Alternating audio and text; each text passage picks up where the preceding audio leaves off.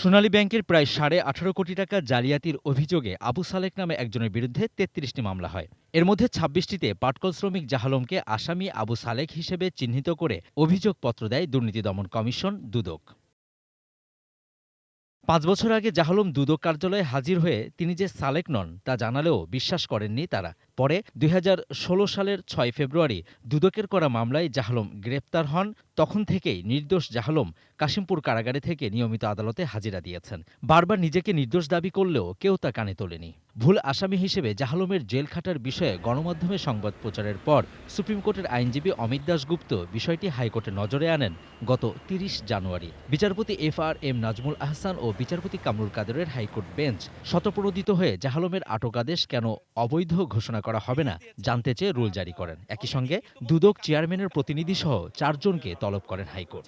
একজন নিরপরাধ লোক, সে ৩ বছর ধরে কারাগারে আছে। আজকে মহামান্য হাইকোর্ট বিভাগ তার রিলিজ আদেশ প্রদান করেছেন। দুদক স্বীকার করেছে যে ভুল হয়েছে। আদালত মূলত বলেছেন যে কোনো নিরপরাধ ব্যক্তি যেন ১ মিনিটের জন্য কারাগারে আটক না থাকেন। দুদকের আইনজীবী খুরশিদ আলম খান শুনানির সময় আদালতকে বলেন, দুদক কর্মকর্তা আব্দুল্লাহ আল জাহিদ মামলার অনুসন্ধান করেছেন। তার অভিযোগপত্রে জাহালমের নাম উঠে এসেছে। কোর্ট বলেছে এটা কম্পেনসেশনের ব্যাপার আছে এবং এই কম্পেনসেশন আপনাদের মাথায় রাখতে হবে। আমরা বলেছি হ্যাঁ, আমরা সমস্ত ফ্যাক্ট আপনাদের সামনে লিখিত আকারে দিচ্ছি এবং আপনারা যদি দেখবেন, বিচার করুন, যেটা হবার আদালত যেটা বলবে সেটা আমরা মানতে বাধ্য।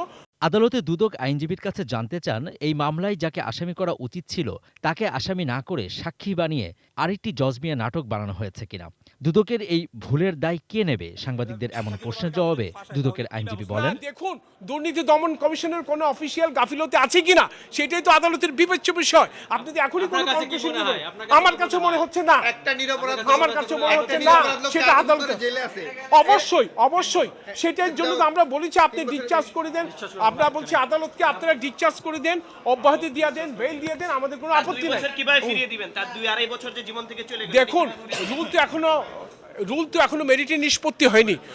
আদালতে বিচারক বলেন, অনেক মামলায় তারা দেখেছেন কোনো ব্যক্তির বিরুদ্ধে অনুসন্ধানে নামার আগেই তাকে নোটিশ দেয় দুদক। একজন অপরাধী না হয়েও জাহালমকে কেন জেল খাটতে হলো? দুদককে এমন প্রশ্ন করেন আদালত। আমরা জাহালমের প্রসিকিউশন প্রত্যাহারের সিদ্ধান্ত নিয়েছি। জাহালমের প্রসিকিউশনের। Javed Akhtar, ATN news, Dhaka.